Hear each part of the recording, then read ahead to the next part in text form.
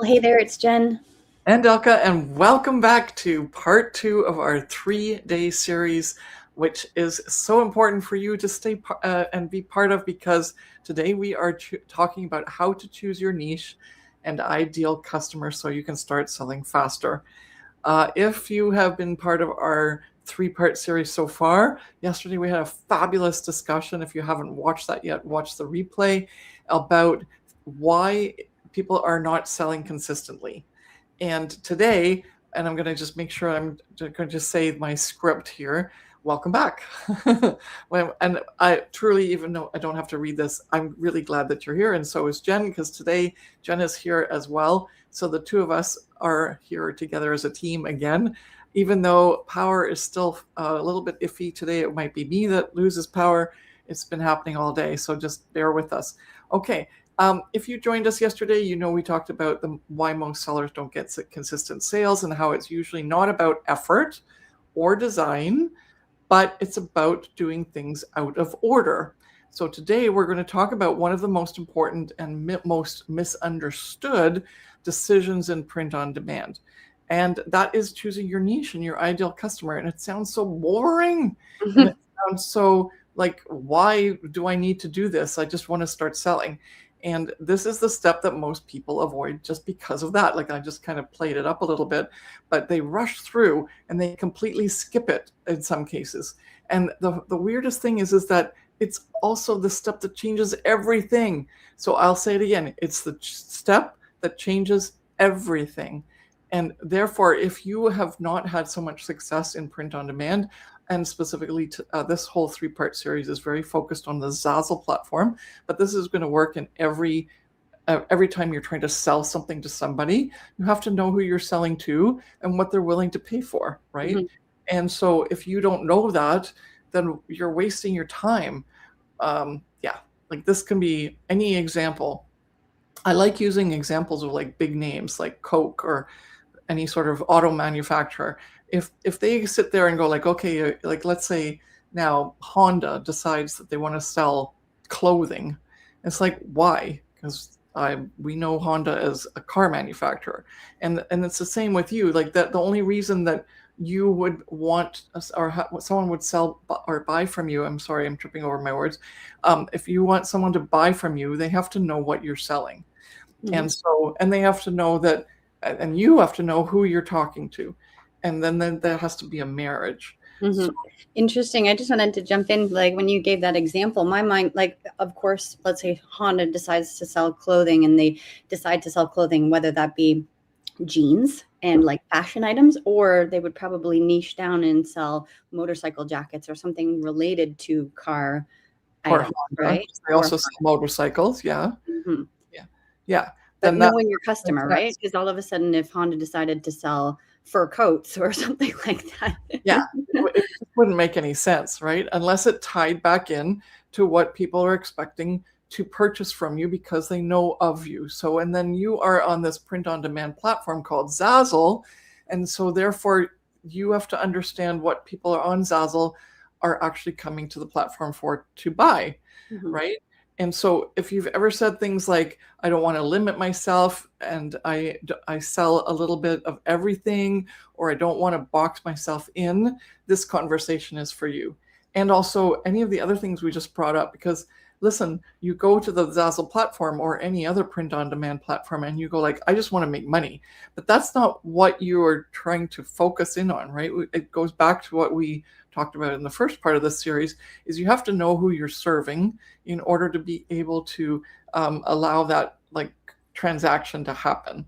And if you just say, I want to serve everybody and I want to sell a little bit here, a little bit there to hedge my bets, and I don't want to box myself in so that I'm missing out, that's all lack mentality. And that lack mentality is going to get you a lack of money. Okay, so this is why we're going to talk about what you can do here to make that shift.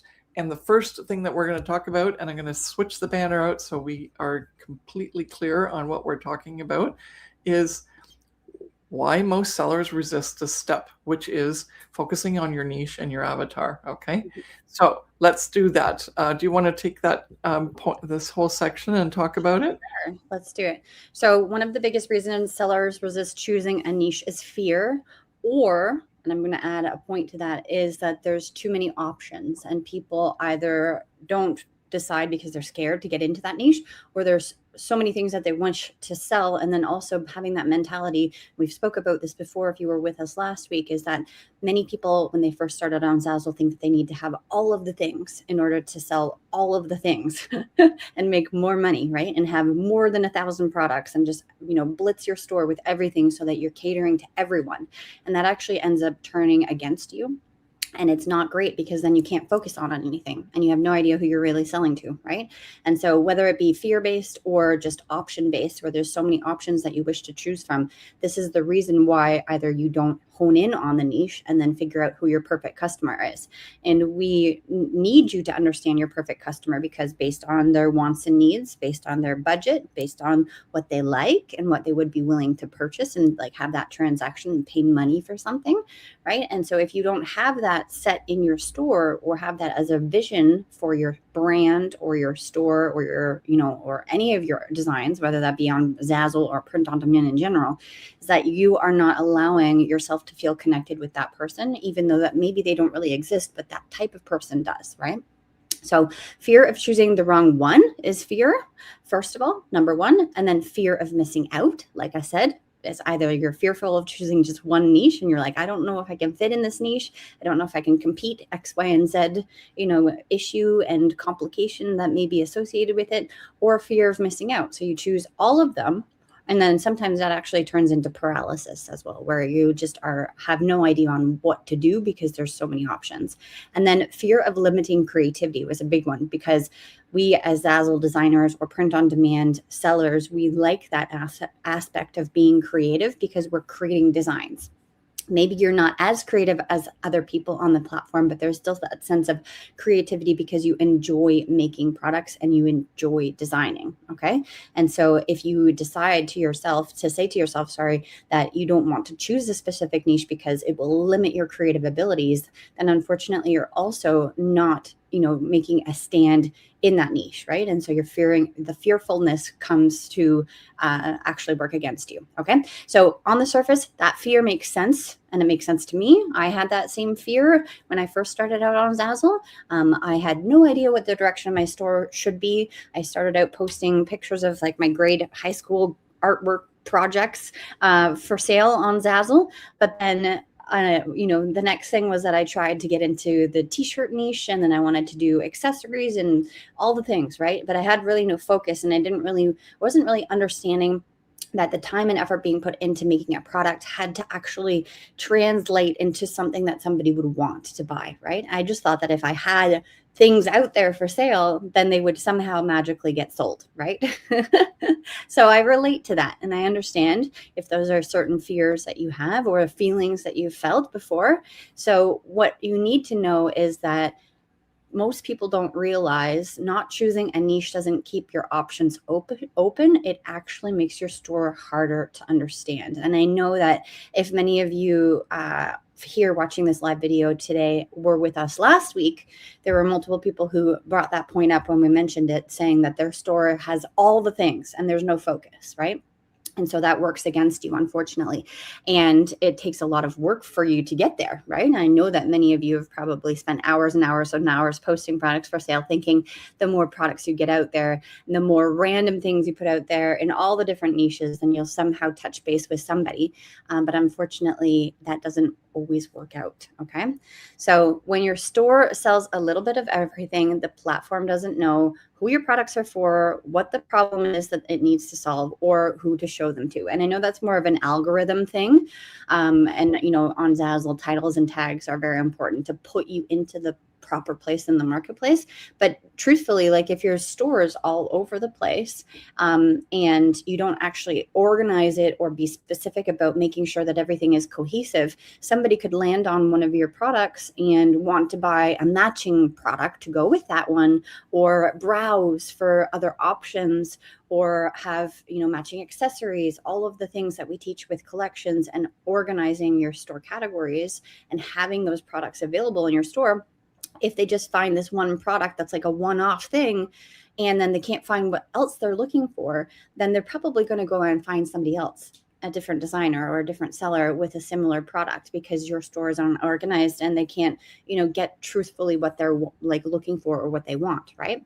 So when the platform is confused, or when your store is confusing, your products kind of stay invisible, especially if you don't title and tag them properly and they're not organized in the back end with collections and categories. Okay. And so that's more of an algorithm thing, but making sure that your products get put in the proper place in the marketplace is a big thing. Okay.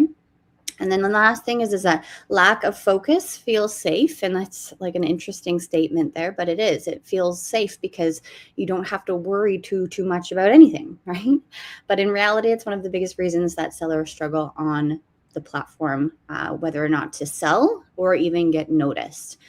Because if you just have too many things, or you spread yourself too thin, then there's no direction or no focus. And then the thing is that you as a designer don't really even know what the next thing is to design, right? You're always just chasing that shiny object, or you're figuring out, oh gosh, when you go into the Zazzle platform and you see all of these things being promoted, and you're like, I don't have any X, Y, or Z. Like, I don't have any baby shower invitations. I need to do baby showers because they're promoting baby showers. Well, just because you don't have baby shower invitations doesn't mean that you're not going to sell.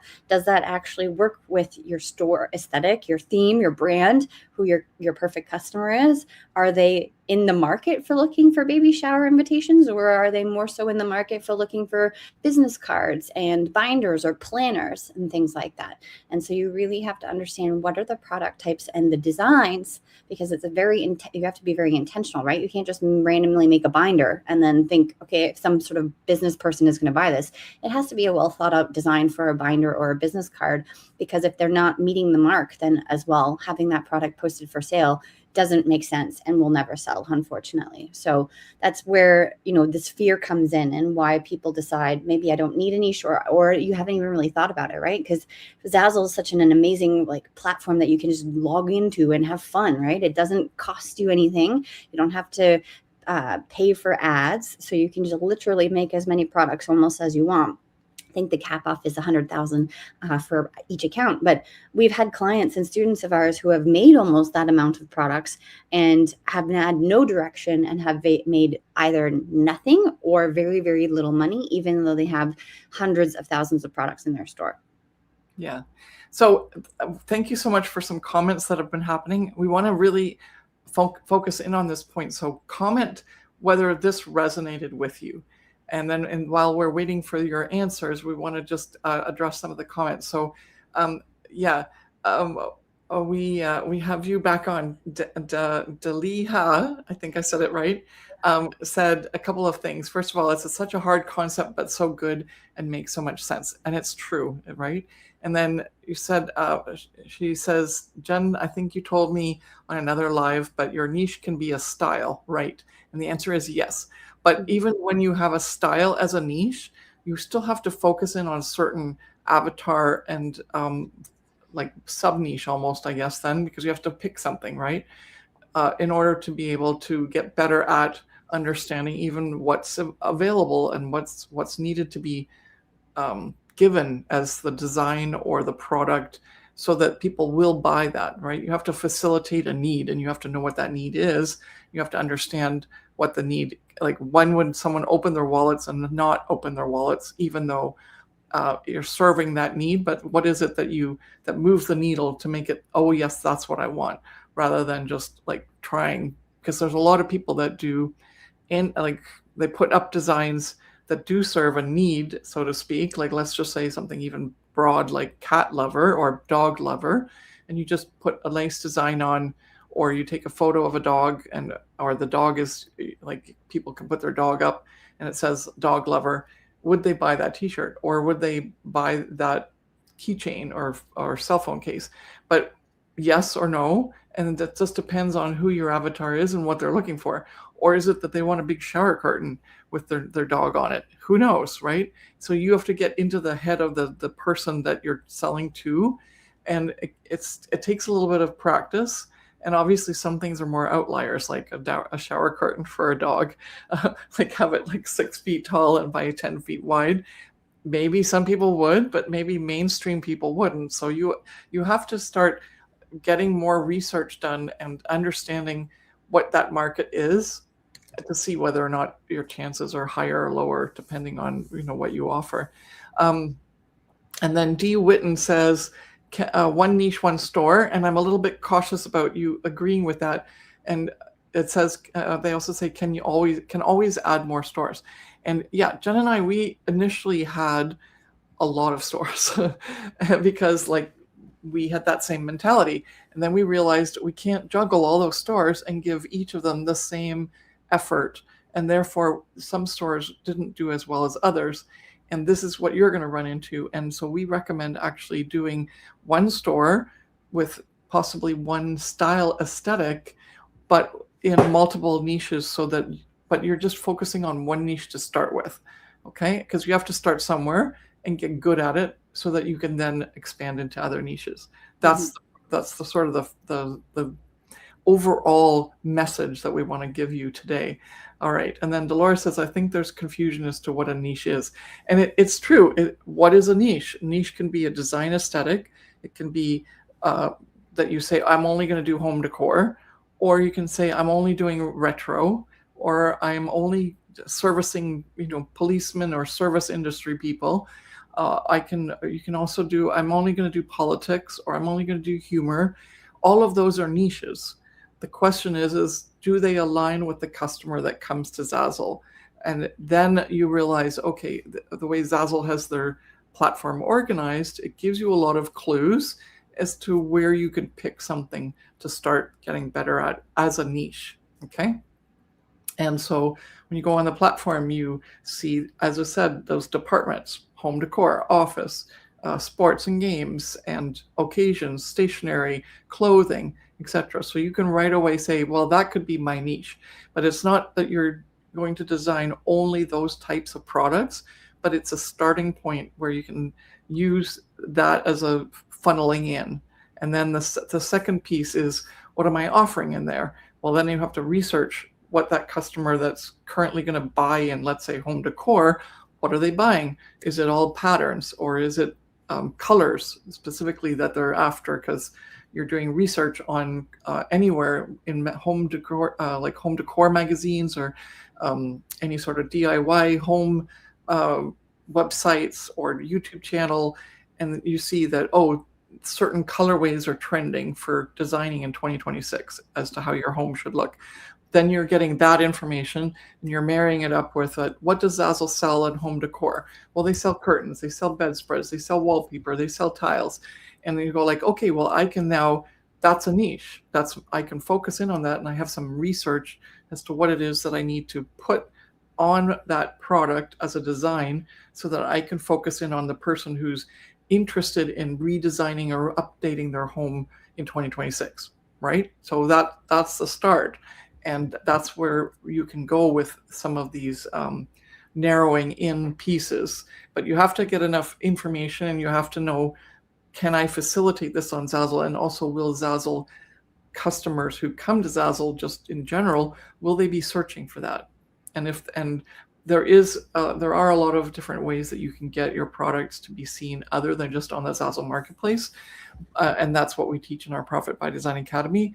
And one of the things that we'll show you in our Sold Bootcamp, which we're going to do next week if you're interested. So we'll put the link in the chat at some point. But that's the idea, right? You have to focus in. Remember, even in our last series, we said focus in to create more breadth and get more chances of selling, even though you're focusing in, because then you can finally understand what's needed to the level that will actually create something that will sell. Okay. And I think everyone's saying, that makes sense. I was wondering how that worked. Okay, awesome. Okay. But no one said anything about fear of missing out and lack of, which I'm interested in, because before we move on to the next topic, we want to really help you understand. So most of you here, and we don't have a lot of people on today, so you have a lot of chance to just ask questions and chat. Please talk us through here if you're still stuck on missing out and trying to do everything for everyone because you don't think you're going to be able to make sales in the one area you do focus in on. Because before we move on, we want to make sure that everyone's on board and we're all agreed that we're going to focus on one thing, do it right, start getting some sales, and then rinse and repeat, right? Okay, everybody's, and Dolores says, I do have a fear of missing out. And I see that in your store, because when I did your store review, I saw you go here and here and here and here. You're all of a sudden doing this and you're doing that. And because of that, you're like, ask yourself, if you were to bake a cake, and you go, or even like stand in your kitchen, okay, and you go like, I'm going to bake a cake, I'm going to put in a roast, I'm going to also wash the dishes, I'm going to reorganize my cupboards, and I'm going to learn a new recipe on how to make chocolates. Okay, like if you do all that at once, you're never going to get anywhere anytime soon, right? It's all just, you're going to be stuck. You're going to be sitting in the middle of the kitchen crying because you just don't know where to start. You have no idea what you should start on first. And if you try to start each thing, nothing's going to get done. You're going to give up before you even try, right? And so that is the same thing with the Zazzle marketplace. If you have a store where you've just tried this and this and this, and you've never dove in deep into what I need, how do I serve this customer, is this design going to be that great? And like Dolores, even you love bold colors, but sometimes when you design for a certain person and you're trying to sell that product, it's not going to sell. Like I can be really confident to say, I look at something and go, that's not going to sell. And that's really rude, but it's also the truth, because we know that that product hasn't been researched enough, because I and Jen both have so much research intelligence, because we've been on the Zazzle platform for almost 19 years, that we can tell, because we keep track of all of these avatars and niches. And even though we don't, like, we now can focus on multiple niches because we're doing research constantly all the time, and it's built up over time to know what's the latest trend. How do these people want this to be in order for them to buy it, etc. And that is something that people just can't have when they first start out. And that's why you sign on for a mentor or a coach, because they're the ones that have the intel, the wisdom that's going to give you that insight, so that then you can add that to your memory bank and go like, ooh, that's right, I remember Elka saying that, or Jen saying that. And then all of a sudden you do something and it works, and then it becomes your insight. And so you start to create that wisdom, and you go like, I actually know this niche better than I thought I did. And that's one of the reasons why the fact that Dolores bought a farm and she's doing like country core stuff, that makes sense. That's why we funneled you into that area, because you're living that experience. You get to understand that avatar.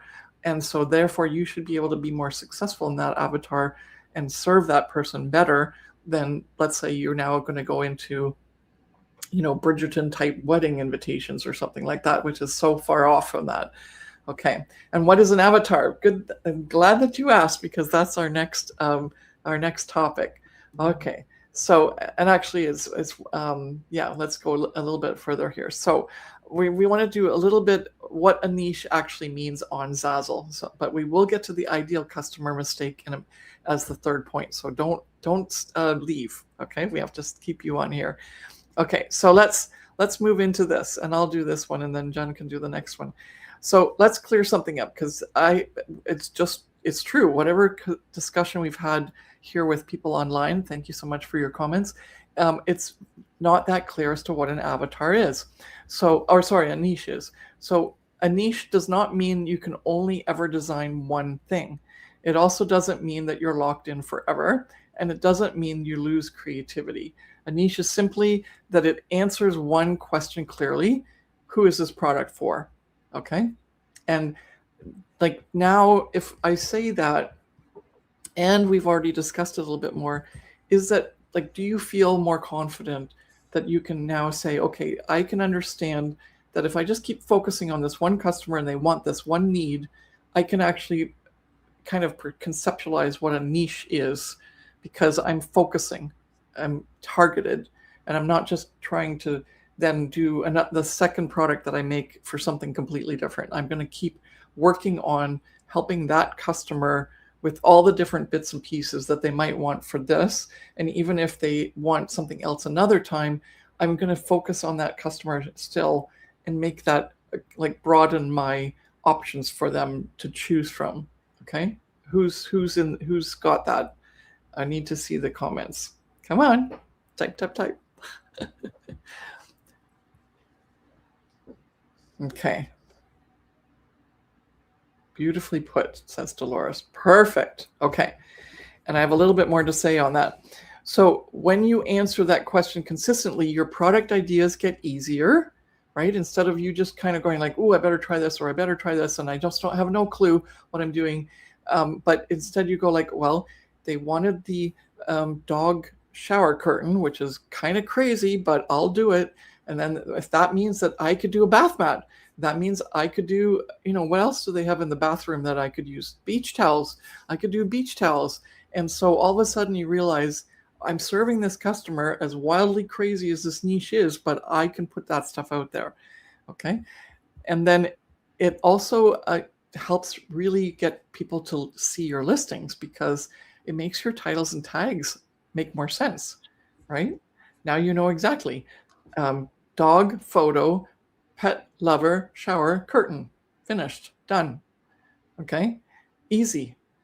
Whereas before you go like, well, I just made this sticker that kind of has a geometric design on it because I found it on, like, for free on some sort of website, and I just want to see if that starts to sell. And you go like, I have no clue who it's going to buy, what it's for, or anything, and then you don't know how to label it, right?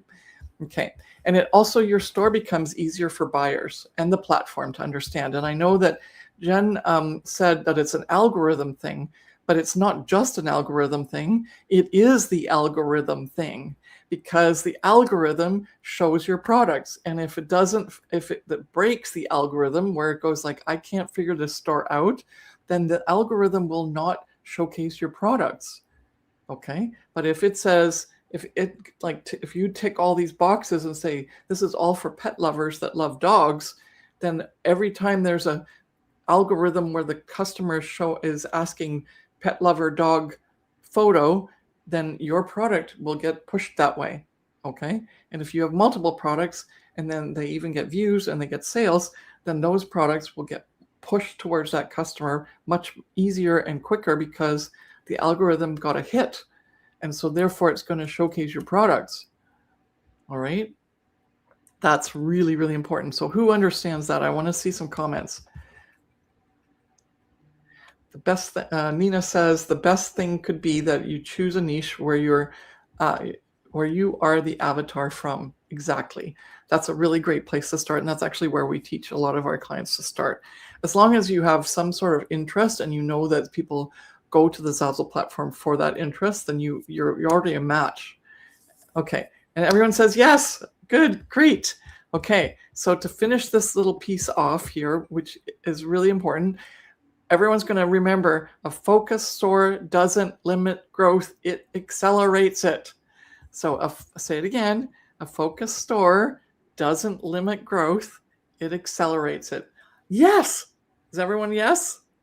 Yes. Please say yes in the chat. Yes, yes, yes. So we're all going to focus, and it's not going to limit us. Okay, awesome. All right, the next point, and I'll put the banner up for you, Jen. Okay. All right. The next one here is the ideal customer mistake, which means that another mistake we see all the time is that sellers are designing for themselves. And I know I personally did this. I think Elka did at one point. We have many clients who have done this because, first of all, they like what they're designing, like their own personality and their own wants and needs go into their products. And we've had some people say, well, I would buy it, or I'm my perfect customer, or I'm my avatar. And if your likes and wants and needs are very niched down, and or that they are not well researched, and it's just because you specifically like that, then unfortunately, there might be another person just like you, but you are all your own unique individualities. And so if you're designing for yourself, unfortunately, yourself or your family members or friends are not going to pay your income over the next multiple years, right? And so you want to shy away from remove yourself, remove your ego from it, remove your own wants and needs from designing. And of course, we want you to enjoy designing and have fun doing it, but have a business mindset aspect to it where you are thinking about designing for a specific type of person, right?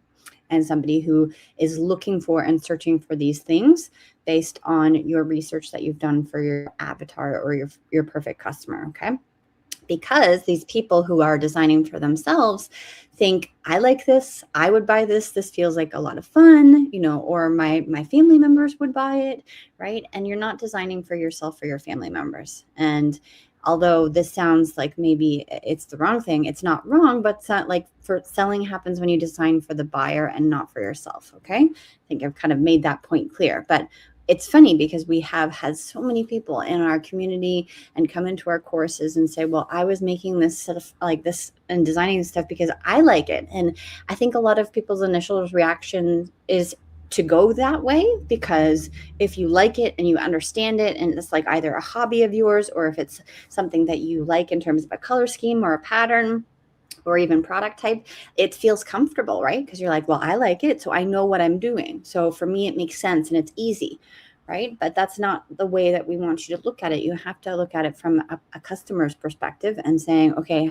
if I make this t-shirt and it costs $25 to the customer, why and how are they going to be willing to pay for that $25 t-shirt based on the design that I'm selling? Does it make sense for them? And do they want that design? Or is it better to actually make something different? And I kind of gave the business example before, but I'll go back to that one and say, is it actually better for your perfect customer to be looking at business cards and knowing exactly what they want on the business card and the specifics and the design theme, and or having all the social media icons, like understanding what is supposed to go on that product for that transaction to happen, okay? Because when you understand your ideal customer, what they care about, what they're shopping for, and what problem they're trying to solve, or it might not even be a problem, but like, I'm hosting a birthday party. I need balloons and I need napkins. That's not a problem, but it is the problem that we're speaking of. They're searching for the solution, right? And so if you aren't thinking about what the problem is and how you can help them, or what they're shopping for, or even their budget, right? Then unfortunately, it's never going to work for you. And it's just going to be a mishmash of all these products in your store that you like, but nobody else does. Or a handful, small selection of people would like and would potentially buy. Okay. So you need to have all of these things working cohesively with each other. So what you have to understand your ideal customer, what they care about, what they're looking for, what they're shopping for, their budget, and also the problem that they're trying to solve. And once you think about all those things together, intertwined, your designs become more intentional. And we use that word all the time, pretty much on a daily basis, is making sure that you know what an intentional design is, or creating with intention. Because when you do that, when you create with intention, it converts better than generic ones. Okay. And this is where sellers often have a light bulb moment and they realize they don't need more ideas. They need more of a clearer direction. Okay. And then also also a light bulb moment switching from, I'm the designer, I know what I like, I'm creating for somebody like me, versus I'm creating and designing and posting products for sale based on the research that I've done and this story, we call it that, when we do our workshops, which we're going to be talking about in a minute afterwards, but we help you work out this paragraph or this even, storyline of who this person is and what they like and what they don't like and how much money they make and all these things. And once you have that clear image of who this person is and even give them a name, even though maybe they're not real, this is fictional, then it really becomes real for you as a seller. And that way you have more direction on who you're selling to and how you can create those designs with intention.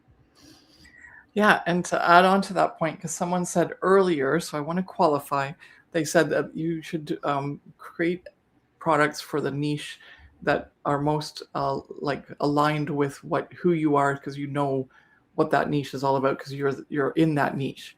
But then what has to happen here is you have to be aware of what that niche has as a problem to solve, right? Because there's certain things where you might like something just because you're in that niche as well, but you are but when someone actually pays for something, it's because you're solving a problem for them, right? So if you are in a niche, let's say something like even like, let's hear some niche people, like let's get you guys, so we don't just make up fake examples, but like if you're currently in like a person that's interested in some sort of niche, and you go like, I just wish they had this, because it would be so much fun, or it wouldn't drive me mad all the time, and so on, so that you could literally understand what problem it is that you're going to solve for that person, because that customer that you are right now that wishes this problem was solved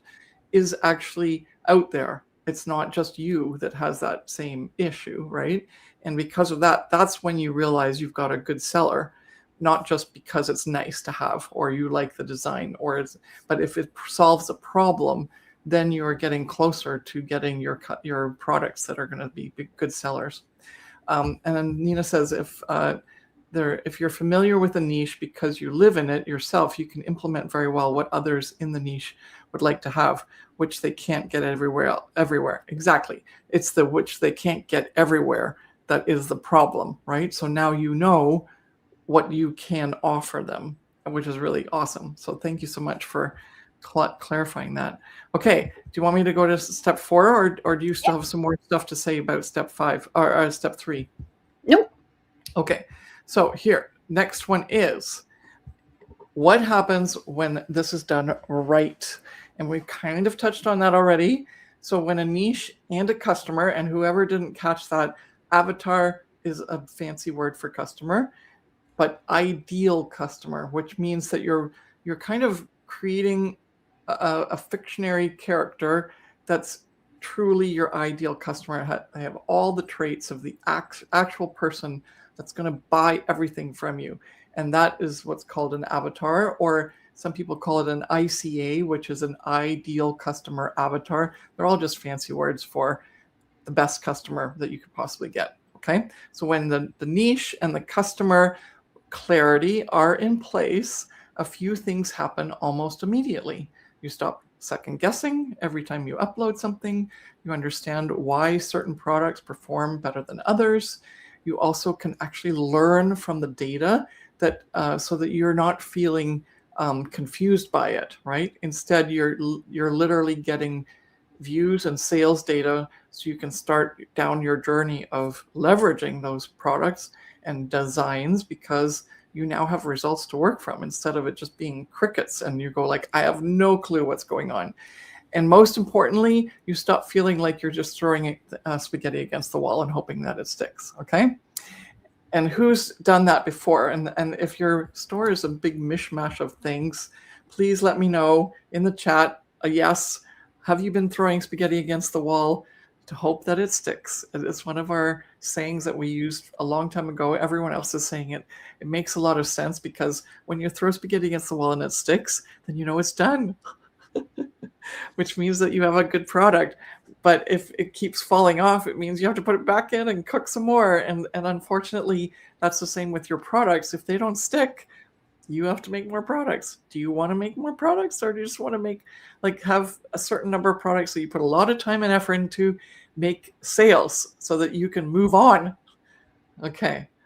Did that for the first year, said Dee Witten. Nina says, yes, and that's why I have 4 stores now, LOL.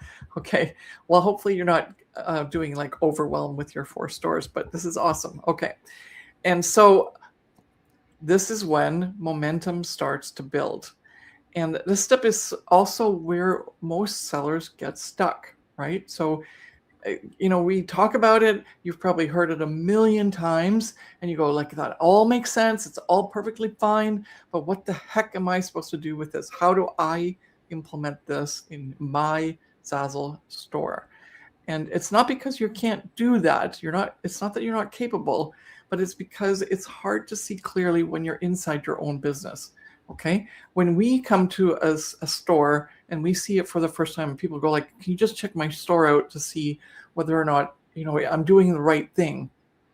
Then when we see it and we go like, "Okay, can you just tell me a little bit more about your interests and what your passion is, and also are you good at designing, or do you have to buy all your designs and all that stuff?" So we're doing our research before we answer, because everybody's store is different, and something that can come out of that marrying of your skill sets, your abilities, your interests, and your history, like we've been talking about, where avatars or ideal customers are great to give as an image of who we can sell to.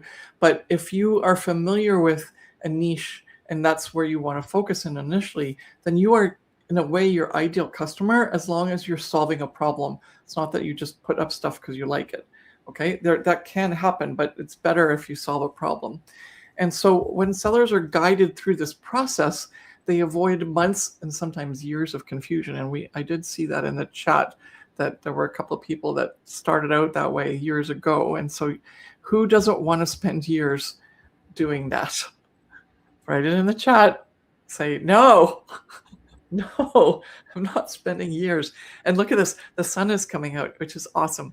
It's been a terrible 2 days of stormy weather here in Nova Scotia. And so now the sun is shining, which is lovely. So I have sunshine on my face. Okay, I'm waiting for the nose. Okay, D. Witten, no, we don't. Excellent.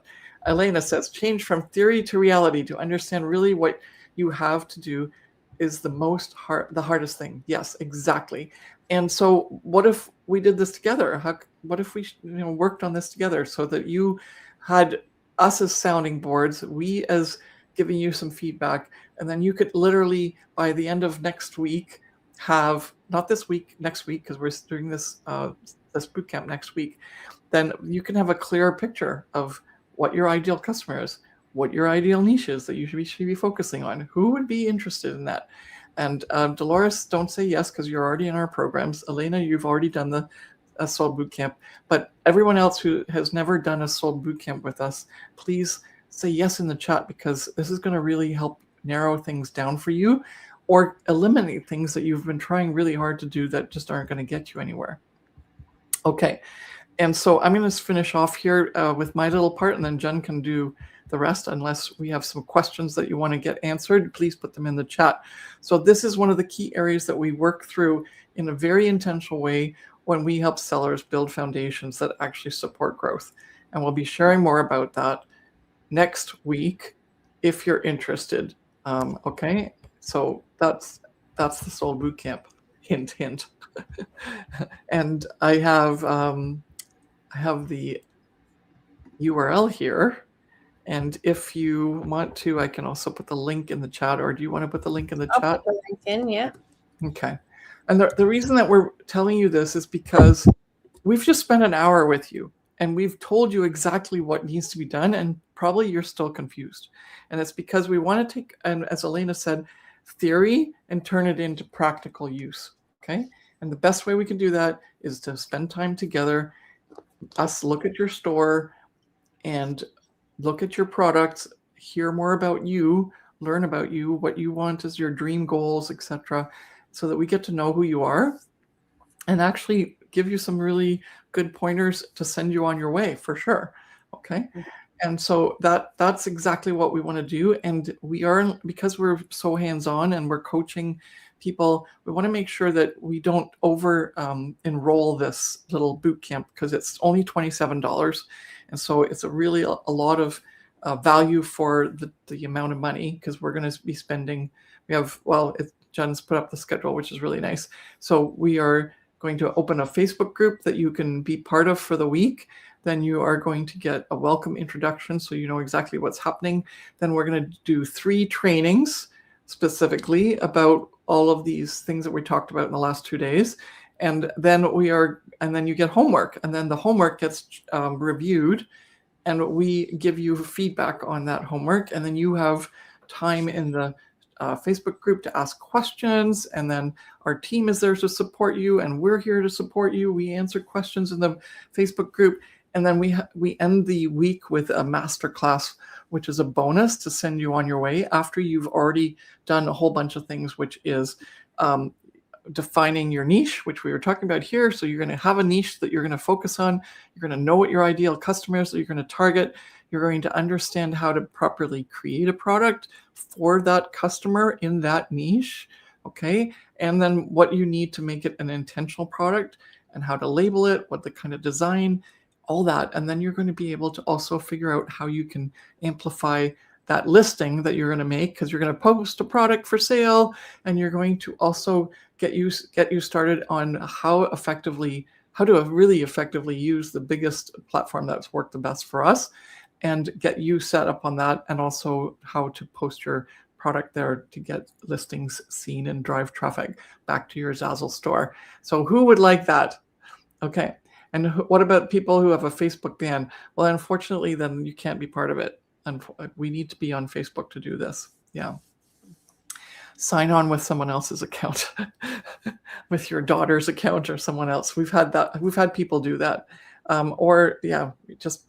We can't help you very much. This is a very interactive place to do this. Like on YouTube, we can't grab links and we can't do it on YouTube. We have to do it in Facebook. So unfortunately. Let me just see what else is there. Any other comments? No. And do you want to finish it off, Jen, by saying the last part? Elle has some questions. Is sold for beginners, or is it okay for someone who used to sell on Zazzle but sales are way down? Absolutely. That's the first place where we would like you to start. And it also gives you a taste of how we do our coaching. And if you like that, then we would offer you to come into our coaching program, or like our Profit by Design Academy. So with our 1-month coaching option. Yeah, that would be awesome if you wanted to go in to do that. Or if you want to go in right away to because we do have open enrollment right now for the Profit by Design Academy, because we're going to do a whole month of coaching in February, starting on the 9th. And if that's something you want, then we will be covering all that in there as well. But obviously way, way more in our big program. Yeah. Okay. All right. So you are all set. We've just spent another almost hour with you. I love that everyone had such great questions, and you're really understanding how something that sounds so simple that most people skip over actually is going to make the biggest difference, so that you can fully understand how to run your business so that it starts to make more successful, gives you more successful results, rather than just like, I don't know what's going on because nothing's happening. Yes. Mm-hmm. And if we wait to enroll in the PDA after sold, will we miss anything? No, you will not. You don't have to be part of the Sold Bootcamp. But it's kind of fun, because in the Sold Bootcamp, well, it's something we don't talk about here too much, but in the Sold Bootcamp, once you sign up, there is an option to do a VIP call with us. So it's another 30 minutes afterwards in order to get more information about the session that we just did in mm-hmm. each of the 3 trainings. And during that time, we can also give you more detailed insights if you want already. And so if you want to do that and already do that next week, then before we get into the February 9th start date, when we start doing coaching with that niche avatar session, you want to think basically almost like 2-3 weeks in before that would maybe be an option for you. And it's only $27. You can come in and do that and do the Profit by Design. Mm-hmm. Okay. All right. Fabulous. Okay, thank you so much. And we will see you tomorrow for the last part. And do you want to just send us out? Because it actually says tomorrow, I'll do it. Tomorrow we're going to talk about what happens after this decision is made, specifically how to create products that actually get seen and bought, not just uploaded.